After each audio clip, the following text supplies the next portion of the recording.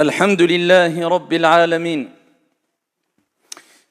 Alors on sait toutes et tous qu'Allah subhanahu wa ta'ala, notre Seigneur, a révélé un livre sacré. C'est Al-Qur'an qui a différents noms, différentes appellations. Et parmi ces noms, parmi ces appellations, parmi ces dénominations, il y a Al-Furqan, le discernement. Mais pas que. Allah Jalla wa ala, avant d'avoir révélé le Saint Coran, ce livre sacré, il a révélé d'autres livres qui sont ici At-Tawrah, la Torah, et qui sont aussi Al-Injil, l'évangile, qui sont Az-Zabour, ainsi que As-Suhuf, les feuillets d'Ibrahim et de Moussa. Et Allah subhanahu wa ta'ala l'a rappelé dans le Saint Coran au prophète Mohammed alayhi salatu wa salam, lorsqu'il dit Alif Lam Mim. Et il rappelle aussi que ces livres-là, pas que le Coran, mais la Torah qui avait été révélée, l'évangile, les psaumes, sont des guides pour les gens. Car l'être humain a besoin ici d'un cadre spirituel, a besoin de signaux, a besoin de rappels, a besoin de guides. Eh bien Allah tabaraka wa ta'ala a envoyé ces rappels, ces signaux, ces guides à travers des livres révélés. Et Allah Jalla wa ala dit dans sourate Ali Imran, Alif Lam Mim, Allahu la ilaha illa huwa al-hayyul qayyum. Alif Lam Mim, Allah, point de divinité à part lui, Al-Hayyu, le vivant, Al-Qayyum, celui qui subsiste par lui-même, subhanahu wa ta'ala. Nazzal alayka al-kitaba bil-haqq. Allah Jalla wa ala rappelle au prophète, alayhi salatu wa salam, qu'on a descendu, on t'a révélé ce livre-là qui est Al-Qur'an, Al-Kitab bil-haqq, avec la vérité. Musaddiqan lima bayna yaday. Ce qui a confirmé, ce qui est descendu, ce qui a été révélé avant. Musaddiqan lima bayna yaday wa anzala at-Tawrata wal-Injil.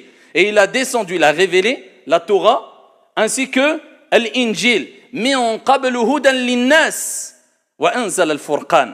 Pour quelle raison? Auparavant, min qabl hudan lin-nas, comme guide, comme guidé, comme chemin, comme lumière pour les gens. Hudan lin-nas wa anzala al-Furqan. Et il rappelle subhanahu wa ta'ala, et il a révélé Al-Furqan, un des noms du Coran qui est le discernement. Ce livre-là qui te permet de discerner entre le bien et le mal, avec clairvoyance et science, et pas selon ce que tu penses et tu crois. Mais ici, il faut une lumière, une certaine basira, clairvoyance, un certain niveau de science. Donc c'est un des objectifs principaux pour lequel Allah Jalla wa ala a révélé les livres sacrés, pas simplement le livre, les livres qui ont été mentionnés dans le Saint Coran. Donc le Coran est quelque part un livre qui vient parachever les autres livres et résumer et différencier ce qui est vrai de ce qui est faux. Le Coran, pour les musulmans, pour les croyants, est la référence. Et notre référence pour cheminer spirituellement vers notre Seigneur Tabaraka wa Ta'ala, et un des buts principaux, c'est non seulement de vivre heureux, mais aussi de gagner le paradis afin de vivre heureux éternellement. Khalidina fiha. Allah subhanahu wa ta'ala nous rappelle par contre que celui qui s'écarte de sa guidée, celui qui s'écarte de cette lumière, donc de cette révélation al-wahi qui est descendue sur le prophète Mohammed alayhi salatu wa salam, à travers, par l'intermédiaire du meilleur, du plus noble des anges, al-malaika. Les anges ont des fonctions différentes. Et parmi ces anges-là, il y a cet ange noble qui est cité plusieurs fois dans le Coran, qui est Jibril, l'ange Gabriel, Jibril alayhi salam. Allah subhanahu wa ta'ala nous dit dans le Coran, فَمَنِ اتَّبَعَ هُدَايَ فَلَا يَضِلُّ وَلَا يَشْقَى. Celui qui suit ma guidée, donc on a rappelé que la guidée c'est les livres révélés. Donc on parle particulièrement ici du dernier livre qui est Al-Qur'an, qui est venu résumer et différencier entre le vrai et du faux. Al-Qur'an, فَمَنِ اتَّبَعَ هُدَايَ فَلَا يَضِلُّ وَلَا يَشْقَى, ne s'égarera pas et ne sera pas malheureux. وَمَنْ أَعْرَضَ عَنْ ذِكْرِي. Par la suite, il dit, par contre, وَمَنْ أَعْرَضَ عَنْ ذِكْرِي. Où sommes-nous par rapport au Coran? Quelle est notre relation avec le Coran, billahi alaykum? On le lit, on l'a compris. On a simplement compris l'importance que doit être, ou que Dieu a donné concernant la relation que doit avoir le croyant avec ce livre saint, où on a un Coran pour décorer ou couvert de poussière, ou un livre qu'on veut interpréter à notre guise et faire des dégâts avec au nom du Coran et de l'islam. Où elle est notre relation vraiment avec le Coran al-Karim? Allah Jalla wa ala nous dit وَمَنْ أَعْرَضَ عَنْ ذِكْرِي. celui qui s'écarte de mon rappel, c'est-à-dire ici, an dhikri, ce qui est visé ici, c'est le Coran. وَمَنْ أَعْرَضَ عَنْ ذِكْرِ فَإِنَّ لَهُ مَعِيشَةً ضَنْكَ وَنَحْشُرُهُ يَوْمَ الْقِيَامَةِ أَعْمَى. Contrairement à celui qui a suivi la guidée. Allah Azza wa Jalla, il dit فَلَا يَضِلُّ وَلَا يَشْقَى. Il ne s'égarera pas et il ne sera pas malheureux. Contrairement à celui qui s'écarte du livre d'Allah. وَمَنْ أَعْرَضَ عَنْ ذِكْرِ فَإِنَّ لَهُ مَعِيشَةً ضَنْكَ. Ici-bas, il aura une vie malheureuse. وَنَحْشُرُهُ يَوْمَ الْقِيَامَةِ أَعْمَى. Et il ressuscitera sans avoir la possibilité de voir au jour de la résurrection. Ça, c'est les paroles du divin d'Allah subhanahu wa ta'ala dans le Saint-Coran. Est-ce qu'on s'est éloigné du livre d'Allah ou est-ce qu'on a vraiment une relation forte? Est-ce qu'on fait partie de ceux qui vivront heureux parce qu'ils ne se sont pas écartés du livre d'Allah? C'est-à-dire ils ont une relation avec Kitab Allah journalière, lecture, entente, méditation, recherche, compréhension, apprentissage, ou est-ce qu'on fait partie des gens dont Allah a dit وَمَنْ أَعْرَضَ عَنْ ذِكْرِ, celui qui s'est écarté de mon rappel, de ma guidée, du Coran? T'en es où avec le Coran? C'est la question qu'on doit se poser toutes et tous. Al-Qur'anul Karim, c'est une guidée. Al-Qur'anul Karim dégage la sérénité, dégage le bonheur, dégage la bonne compréhension si on sait le lire. Al-Qur'anul Karim, c'est une âme. Vous savez toutes et tous que notre corps n'est qu'une enveloppe. Et ce qui nous incombe le plus et le plus important, c'est ce qu'il y a dans l'intérieur de cette enveloppe, à savoir ce réceptacle qui est al-qalb, le cœur. Et le cœur est le réceptacle de ar-ruh wa nafs, l'esprit et l'âme. Et ce qui va quitter le corps, ce n'est pas l'enveloppe. L'enveloppe restera, le corps restera inerte dans la tombe et sera mangé par ad-doud, par les insectes. Mais c'est ce qui sortira du corps, à savoir ar-ruh, cette âme, cet esprit-là. Et c'est ce réceptacle-là, le cœur, qui nous incombe, avec ce qu'il contient. Voilà pourquoi Dieu dit dans le Coran يَوْمَ لَا يَنْفَعُ مَالٌ وَلَا بَنُونَ إِلَّا مَنْ أَتَى اللَّهَ بِقَلْبٍ سَلِيمٍ. Le jour où ni les biens ni les enfants ne profiteront en rien du tout, en quoi que ce soit, si ce n'est celui qui vient avec un cœur saint et ce qu'il contient, l'âme saine, l'âme pure, l'esprit saint, l'esprit pur. Eh bien, le corps a besoin d'une âme pour vivre. Eh bien, sache qu'Allah Jalla wa Ala a dit dans le Saint-Coran, Allah Jalla wa Ala nous dit dans le Saint-Coran, on t'a certes révélé Ruham min amrina, une âme de par notre ordre. Min amrina. Pourquoi Dieu a dit Ruhan? Parce qu'il a appelé le Saint-Coran quand il a dit au prophète alayhi salatu wassalam wa kadhalika awhayna ilayka, et ainsi on t'a révélé. Il parle du Coran, la révélation. Ruhan. Vous imaginez, Dieu a appelé le Coran âme. Comme si Dieu nous disait, eh bien sans Coran, tu ne peux pas avoir cette âme spirituelle qui te permettra de cheminer vers Allah Azza wa Jal. Quelque part, ça sera un vide, il y aura un vide. Ne t'étonne pas si tu ne ressens pas cette spiritualité, cette foi, cet amour du divin. Est-ce que tu as une âme ou pas? Est-ce que ton corps est vivant, est vraiment vivant ou pas? Je parle d'un point de vue spirituel, d'un point de vue moral. Est-ce que tu l'as fait vivre ce corps? Est-ce que ton âme vit? Est-ce que tu utilises cette âme que Dieu t'a mis à disposition? Al-Qur'an, wa kadhalika awhayna ilayka ruhan min amrina. Et c'est ainsi, on t'a révélé. On a descendu vers toi quoi? Une âme. Une âme qui a été envoyée aux serviteurs, aux gens, de manière générale. Mais comment pouvoir bénéficier de cette âme? Eh bien, c'est en s'efforçant de garder une relation avec cette âme-là, en cherchant cette âme-là à travers la lecture, à travers l'apprentissage, à travers l'écoute, à travers l'étude du Coran, à travers la méditation. Tout cela est demandé. Et le Coran est un miracle. Le Coran en lui-même est un miracle. Et Dieu ne prive personne, aucun de ses serviteurs, de ce miracle. C'est-à-dire, peu importe ton niveau de science, ton niveau d'investissement, tu peux bénéficier de ce miracle-là.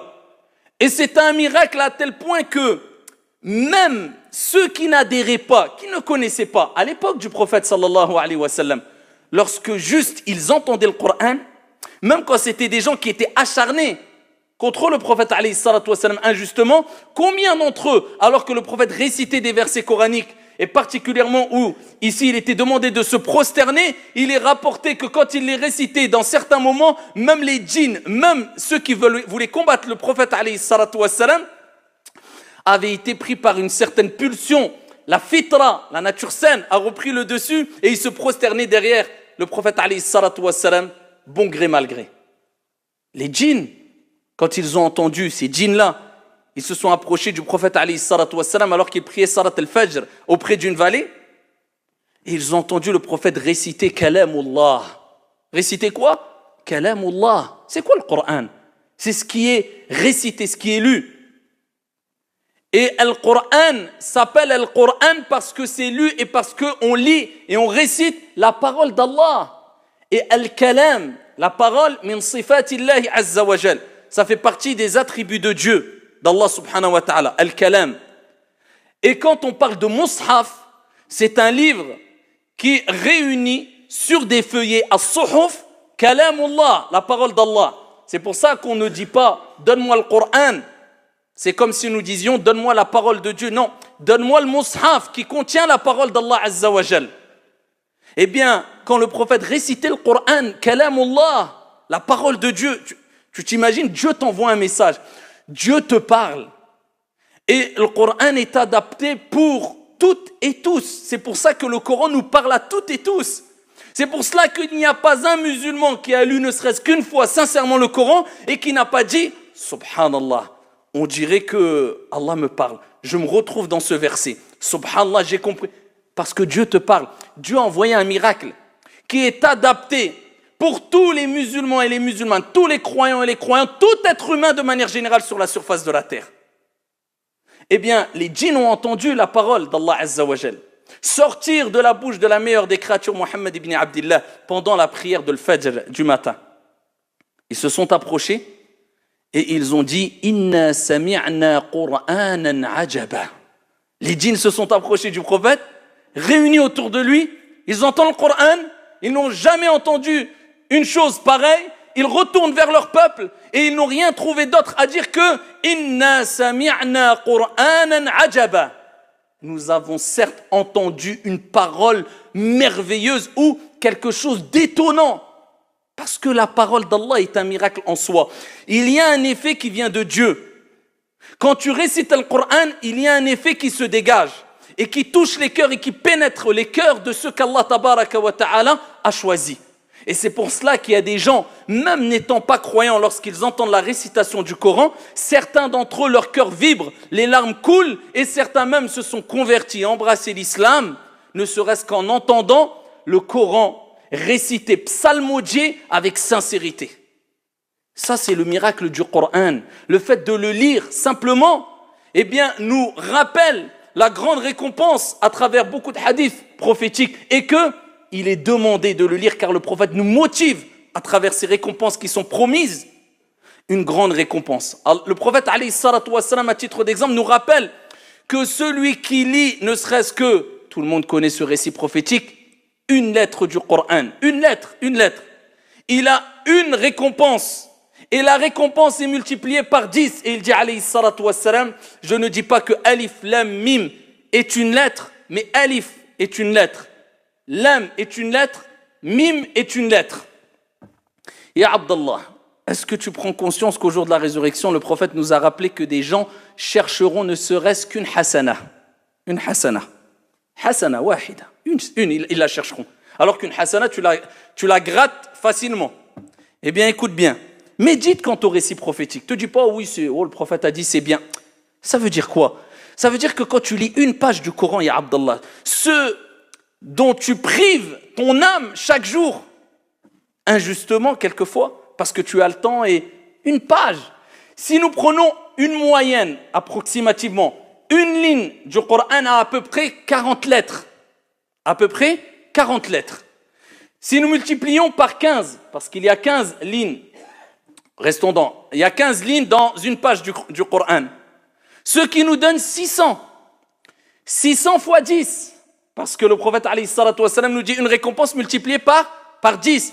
Ce qui fait 6000 bonnes actions en lisant en lisant une page du Coran. 6000 bonnes actions en lisant une page du Coran. Combien de milliers, de millions, de milliards de bonnes actions tu t'es privé, Abdallah? D'autant plus que le prophète sallallahu alayhi wa sallam a dit, quand il avait recommandé à Mu'adh, il avait donné une recommandation à Mu'adh, il dit wa atbi'i sayyi'ata al-hasanata tamhuha. Fais suivre la mauvaise action par la bonne action, celle-ci effacera la mauvaise action. On l'a déjà rappelé, ça ne veut pas dire c'est bon, je peux faire des mauvaises actions, je fais des bonnes actions. Non, c'est pour celui qui a fauté, qui regrette, qui... Eh bien, quand tu fais suivre une mauvaise action d'une bonne action, la bonne action efface la mauvaise. Ça veut dire que tu as 6000 mauvaises actions effacées. Ça, on n'est que dans la lecture.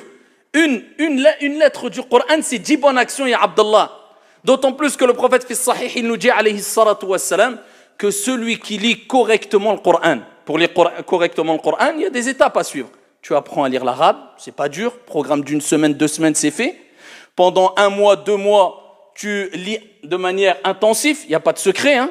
C'est en lisant que tu vas avoir une lecture fluide. On n'a rien sans rien. Si tu es paresseux, demande à Dieu de te préserver et de te guérir de cette paresse. Mais si tu fais un programme sérieux pendant 2-3 mois et tu lis le Coran, si tu as le temps, pendant ne serait-ce qu'une demi-heure par jour ou 1 heure, tu verras l'avancée.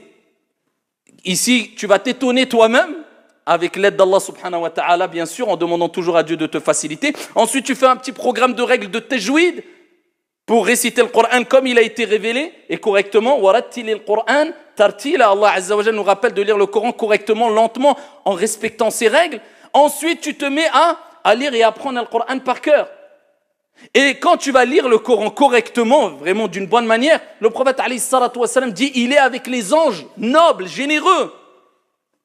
Tu imagines quel honneur. Mais regardez, le prophète alayhi salatu wa sallam dit, quant à celui qui a du mal à lire le Coran, il bégaye un peu, il trébuche, c'est pas grave. Le prophète alayhi salatu wa sallam dit, lui, il aura 2 récompenses. Même si tu as du mal à lire le Coran, en arabe ou en français, lis les 2. Lis en arabe et en français parce qu'on a besoin de la compréhension. Et c'est une traduction approximative, bien sûr. Et ce n'est pas l'explication du Coran, la traduction. Attention, parce qu'il faut bien noter que le Coran doit être lu, mais doit être médité et compris aussi. Mais pas comme toi tu le veux. Il faut revenir à l'exégèse du Coran. Et attention, il faut revenir aussi à une certaine contextualisation. Ça ne veut pas dire abroger des versets coraniques. Personne ne peut le faire, tout simplement parce qu'Allah Jalla wa Ala a dit « Inna nahnu nazzalna dhikra wa inna lahu lahafidhun » Nous avons certes descendu le Coran, un dhikr, le rappel, et nous en sommes protecteurs. Il n'est pas demandé d'abroger des versets coraniques, mais de contextualiser, cela va de soi. Et c'est une évidence, et c'est le b.a.-ba à connaître pour n'importe quel novice ou débutant quand il veut lire simplement. Il veut lire un exégèse du Coran. Pourquoi? Parce que tout simplement, il y a des versets qui sont descendus pour parler d'une seule personne, ou d'un groupe de personnes particuliers, ou d'une situation particulière. Et le prophète lui-même, quand il s'est retrouvé dans d'autres situations, il n'a pas généralisé l'explication, ou plutôt la signification du verset coranique qui concernait une situation spécifique. Ou lorsqu'il s'adressait avec les gens de manière générale, il n'a pas généralisé la définition du verset coranique qui concernait une personne particulière. Il faut savoir les causes et les circonstances de la descente des versets coraniques. C'est pour ça que les ulama disent Asbabun nuzul juz min tafsir al-Qur'an. La cause et les circonstances de la descente des versets coraniques, c'est une partie de l'exégèse du Coran. Il faut savoir pourquoi, à quel moment, dans quelle situation est révélé ce verset coranique. Ce verset reste un verset. Il n'est pas à abroger, mais il concerne une situation ou un moment ou une personne bien spécifique. Et si des gens avaient compris cela, cette chose qui est une chose, comme j'ai dit, c'est le b.a.-ba, c'est la base qui est connue, alhamdoulilah, par la grande majorité des musulmans, certains n'auraient pas fait des dégâts en interprétant à leur guise des versets coraniques et en voulant les généraliser sans prendre en compte l'espace et le temps et à quel moment et pour qui sont descendus ces versets coraniques. Mais je reviens sur le fait qu'il faut comprendre aussi les versets coraniques. Pour les méditer, il faut savoir ce que tu lis. Un minimum, lis l'arabe et lis le français. Traduction française si tu ne comprends pas l'arabe. Et ensuite, fait des petites recherches sur l'explication. Et le Coran, il faut savoir que ce n'est pas que halal, haram. Il faut qu'on arrête à notre époque d'avoir une pratique mécanique, halal, haram, où Dieu a ordonné, où Dieu a interdit. Où est l'âme de l'adoration? Où est l'âme du Coran? Où est l'âme de la compréhension? Où est la spiritualité, billahi alaykum? On pratique notre prière sans khushu', sans concentration. Vous savez pourquoi? Parce que la plupart d'entre nous, eh bien, cherchent à savoir simplement qu'est-ce que j'ai droit et qu'est-ce que j'ai pas droit de faire dans la prière. D'accord? Ça, c'est du fiqh et c'est important. C'est une science. Mais on a oublié une grande partie de la science religieuse qui était intrinsèque chez les compagnons radiyallahu anhum wa ardahum, c'était la concentration, la spiritualité, l'âme dans les adorations. Et c'est une science à part entière, la purification de l'âme afin de donner une vie à ta lecture du Coran, une vie à ta pratique religieuse et ne pas faire de ta religion que du halal haram, une religion mécanique. Et ça, malheureusement, c'est un gros défaut qu'il y a dans la communauté. Et c'est ce vers quoi on doit revenir afin de faire revivre les sciences religieuses. Et à titre d'exemple, c'est pour cela que l'imam Al-Ghazali, rahimahullah ta'ala, avait écrit un livre quand il avait senti à son époque que sa science, son niveau de science, n'était plus accompagné d'une certaine vie, une spiritualité. Il disait, j'ai de la science, j'enseigne, j'apprends, je connais, mais il ne sentait pas cette concentration, cette spiritualité, ce cheminement spirituel dans les actes d'adoration. Il a dit, il faut que je fasse une retraite spirituelle, ce qui l'a poussé à faire le fameux livre et écrire le fameux livre qui, bien sûr, il y a des passages qui sont contestés par certains gens de science, mais ça reste un trésor. Ihya ulum ad-din, la revivification des sciences religieuses. Regardez, comme si il a voulu, à travers le fiqh, quand il donnait des aspects de fiqh, eh bien, rappeler que ce fiqh doit vivre à travers ici une compréhension qui te pousse à l'khushu', l'humilité, la concentration. Donc la lecture doit être posée, sereine, et cela doit t'apporter normalement du calme, de la sérénité. Quelqu'un qui interprète le Coran ou lit le Coran et c'est une personne dure, il n'a pas vraiment lu le Coran. C'est une personne haineuse, il n'a pas vraiment lu le Coran. C'est une personne déstabilisée, il n'a pas vraiment lu le Coran. C'est une personne perturbée, il n'a pas vraiment lu le Coran.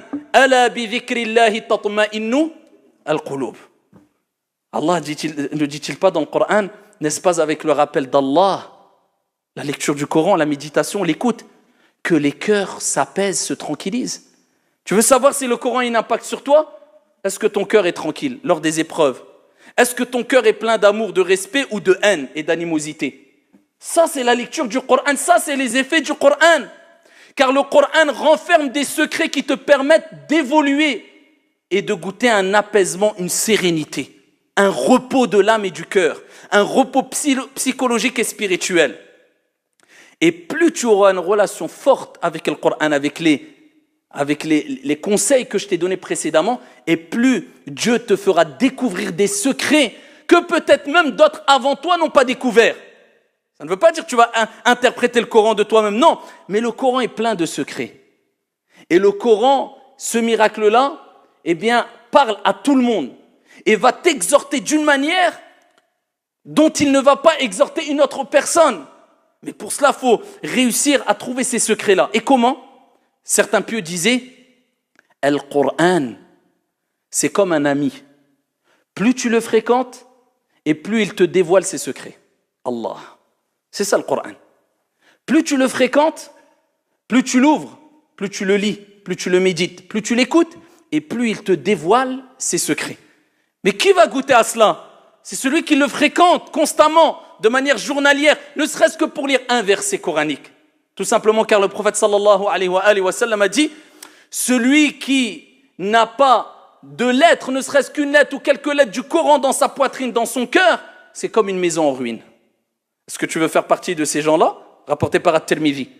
Les gens qui n'ont rien comme Coran en eux, c'est-à-dire de manière, sa spiritualité, il donne un exemple, c'est comme une maison en ruine. Bien sûr, pourquoi? Tu croyais que ça allait être quoi, une belle maison, alors qu'il allait donner le symbole d'une belle maison, alors que Allah a rappelé que c'est une âme. Il n'y a pas d'âme. Le corps sans âme est mort. Eh bien, il te rappelle que spirituellement, c'est comme une maison en ruine si tu n'as pas de Coran en toi. Et il dit dans un autre hadith, alayhi salatu wassalam, selon Anas ibn Malik, radiyallahu anhu wa arda, Allah jalla wa ala a de la famille sur terre. Regardez le symbole qu'Allah a donné, de la famille. Pourquoi la famille? Il a dit, il a des gens de sa famille. Allah, il a des gens de sa famille sur terre. Pourquoi la famille? Pourquoi ce symbole? Parce que les liens qu'il y a dans une famille sont très forts et très étroits. C'est-à-dire c'est un lien fort. C'est comme si Allah Jalla wa Ala nous disait, il y a des gens sur terre avec qui j'ai un lien très fort. Comme celui qui peut avoir un lien très fort avec sa famille. Walillahi al-mathalul a'la. Vous imaginez? C'est des gens avec qui Allah il a un lien très fort, très proche. Ils ont dit, ya Rasulallah, qui sont ces gens-là, man haoula? Et là, le prophète alayhi salatu wassalam a dit, ce sont les gens du Coran et ses intimes. C'est-à-dire, ce sont les gens qui apprennent Al-Qur'an Al-Karim. Ce sont des gens qui font partie de la famille d'Allah subhanahu wa ta'ala et des intimes, des proches. Des gens qui ont reçu cet honneur, ce privilège de faire partie de cette catégorie-là.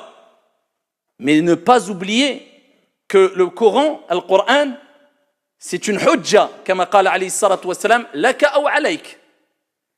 Pour ou contre toi. C'est-à-dire que le Coran, il ne suffit pas de le lire mécaniquement, vous avez compris, mais de faire vivre cette lecture.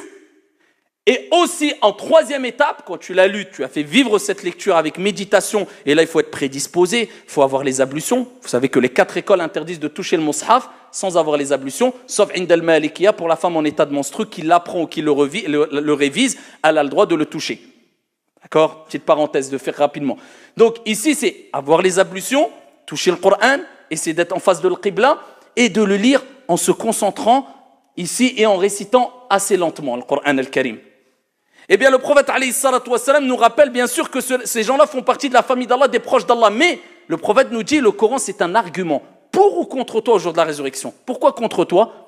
Si tu fais partie des gens qui peut-être l'ont lu avec concentration, mais n'appliquent pas du tout le Coran. Quand le prophète parle de tous les mérites qui concernent ceux qui apprennent le Coran au jour de la résurrection, etc., c'est ceux qui l'apprennent, mais qui ne s'opposent pas à ce que le Coran contient. Qu'est-ce qu'il contient? Exemple, le Coran t'appelle à ne pas mentir, eh bien la personne va l'apprendre par cœur et il passe ses journées à mentir. Le Coran t'appelle à ne pas faire de mal autour de toi, même aux animaux, eh bien la personne se permet d'agir en mal avec animosité vis-à-vis des gens au nom de sa compréhension à lui du Coran.